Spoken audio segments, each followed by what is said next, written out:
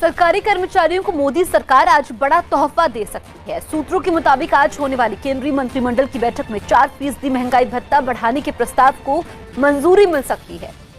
विक्रांत यादव हमारे सहयोगी phone line पर मौजूद है। विक्रांत, आज सरकारी कर्मचारियों को बड़ा तोहफा मिलने वाला है, क्या उम्मीद है आज? दोस्तों, आज हम एक ऐसे राजनेता की बात करने वाले हैं जिन्होंने ईपीएस 95 पेंशन धारकों का जो दिल्ली में है वो अनशन आंदोलन यहाँ पर है वो एक दिन के लिए किया जा रहा था, उसका यहाँ पर उन्हें यहाँ पर ज्ञापन दिया गया था। तब उन्होंने कहा कि आपको यहाँ पर है वो अनशन धरना प्रदर्शन आंदोलन करने की जरूरत नहीं है, आपका काम है वो 15 दिन के भीतर हो जाएगा। उसमें राजनेता का नाम लेना चाहता हूँ, जो भी है राजनेता है या फिर राजनीति, महिला हो या फिर पुरुष हो, मैं उसका नाम लेना चाहता हूँ कि यहाँ पर है वो स्मृति ईरानी जी, जिन्होंने यहाँ पर एयरपोर्ट के ऊपर कहा था, जो कि ईपीएस 95 पेंशन धारक वे यहाँ पर है वो एनएससी के राष्ट्रीय अध्यक्ष है, वो यहाँ पर ज्ञापन के लिए इनके पास गए थे और इन्हें ज्ञापन भी दिया गया था और एनएससी के कार्यकारिणी सदस्य भी साथ में थे। तो उन्होंने कहा कि आपको ये जो यहाँ पर दिल्ली में अनशन धरना प्रदर्शन कर रहे हो, उनके करने की आपको जरूरत नहीं है।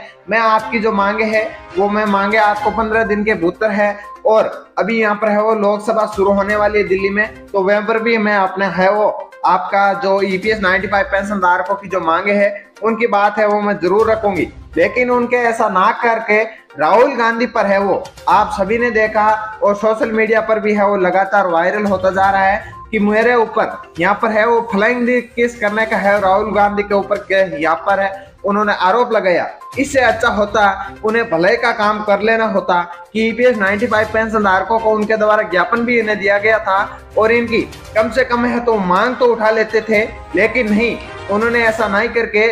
राहुल गांधी जो कांग्रेस के एक बहुत ही बड़े नेता है उनके ऊपर है यहाँ पर फ्लाइंग किस का आरोप लगाया था और उन्हें यहाँ पर है वो शर्मिंदा करने का पूरा काम किया गया था। यहाँ पर स्मृति ईरानी ने ईपीएस 95 पेंशन धारकों की मांग न उठाकर ये ऐसे जो कार्य कर रहे हैं और अपनी जो राजनीतिक रोटियां सेक रहे हैं। अभी आप देख सकते हो कि स्मृति ईरानी ईपीएस 95 पेंशन धारकों की मांगे न सुनकर और न इन्हें मांगों को आगे बढ़ाकर न ही इन ईपीएस 95 पेंशन धारकों की मांगों के बारे में सोचा जाता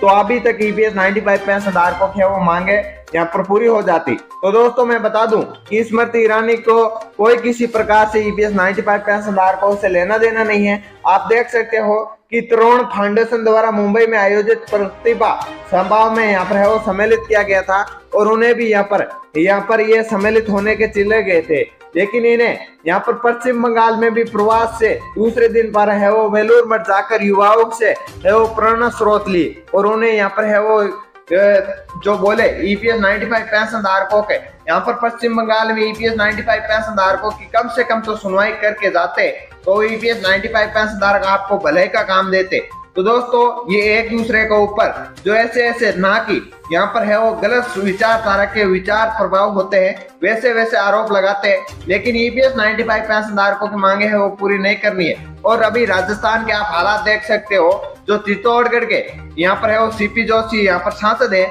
उन्होंने भी ईपीएस 95 पेंशन धारकों को आश्वासन दिया था और बोला था, अपने साफ सरल शब्दों से बोला था कि मैं आपको वादा करता हूं कि आपकी जो मांगे है वो मांगे पूरी हो जाएगी, आप निश्चित रहे, आपको किसी प्रकार का कोई भी ईपीएस 95 पेंशन धारकों की टेंशन लेने की जरूरत नहीं है, आप निश्चित रहे, आपकी मांगे पूरी हो जाएंगी। लेकिन ऐसा ना करके राजस्थान में यहाँ पर है वो परिवर्तन यात्रा निकाली जा रही है, लेकिन ईपीएस 95 पेंशन धारक तो कहते यहाँ पर है वो बोले बाले इन्हें ठगे जा रहे हैं, लेकिन राजस्थान की सत्ता यहाँ पर जो राजस्थान की जनता है वो अब की बार ईपीएस 95 पेंशन धारकों के साथ में दिखाई दे रही है, क्योंकि यहाँ पर है वो बीजेपी को यहाँ पर कहीं ना कहीं जो मीटिंगें हो रही है, जो परिवर्तन यात्रा निकाली जा रही है, उसमें खुशियां भी खाली जा रही है। तो आप देख सकते हो राजस्थान में बीजेपी के हालात, जो कि ईपीएस 95 पेंशन धारकों का भला न करके लेकिन ईपीएस 95 पेंशन धारकों का भला नहीं करेगी, तो ईपीएस 95 पेंशन धारकों के साथ साथ युवाओं ने भी अपना मोड है वो दिखा दिया है,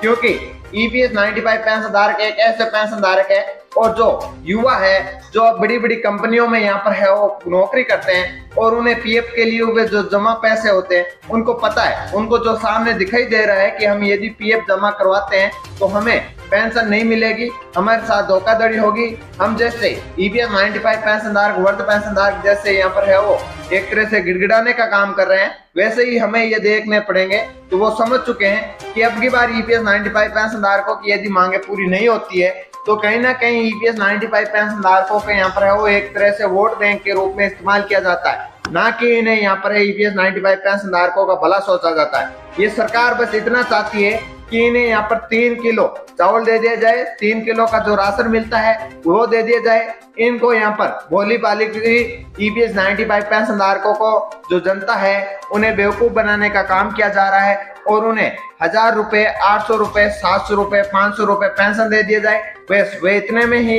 ये सरकार जो ईपीएस 95 पेंशन धारकों को यहाँ पर है वो गरीब का गरीब देखना चाहती है, ना कि इनका भला हो जाए। ये अपने जीवन का जो यहाँ पर अंत का जो समय बचा हुआ है उन्हें अपने आराम से जीवन यापन कर सके, लेकिन ऐसा ना करके ईपीएस 95 पेंशन धारकों के जो राजनेता है जो बड़े हुए, लेकिन उनके परिवार क्या ईपीएस 95 पेंशन धारकों के तरह उनके परिवार में वर्ध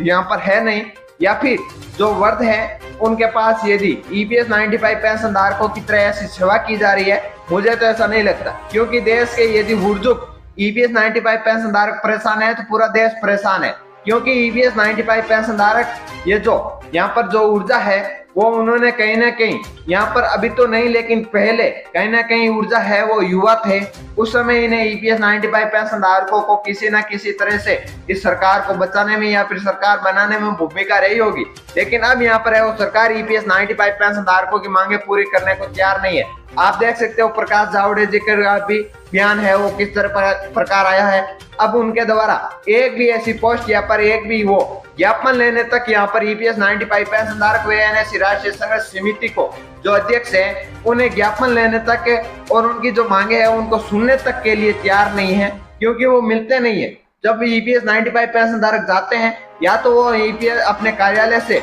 है वो इधर उधर हो जाते हैं और कहीं ना कहीं चले जाते हैं। जब ईपीएस 95 पेंशन धारक जाने की कोशिश करते हैं तो उन्हें यहाँ पर है वो ज्ञापन देने से मना कर दिया जाता है या फिर जो डब्बा होता है उसमें डालने को यहाँ पर कह दिया जाता है। लेकिन प्रकाश जावड़ेकर जी कभी ईपीएस 95 पेंशन धारकों के सामने नहीं आए हैं। 2000 यहाँ पर है वो 14 के बाद में ईपीएस 95 पेंशन धारकों का एक ही कहना है कि यदि हमारी पेंशन नहीं मिली तो कहीं ना कहीं हम एकजुट होकर एक वोट बैंक के रूप में जो हमें इस्तेमाल किया जा रहा है वो हमने यहाँ पर है वो अभी सावधान सचेत होकर कहीं ना कहीं अपनी भूमिका निभाएंगे। तो दोस्तों अब मैंने यहाँ पर है वो काफी ईपीएस 95 पेंशन धारकों को सचेत कर चुके हैं वीडियो के माध्यम से भी, और इन राजनेताओं की पूरी चापलूसी हम वीडियो के माध्यम से दिखा रहे हैं। तो आप समझिए, जानिए और इस वीडियो को शेयर कीजिए और मिलते हैं एक नए वीडियो नए अपडेट के साथ। तब तक के लिए जय हिंद, जय भारत, वंदे मातरम दोस्तों।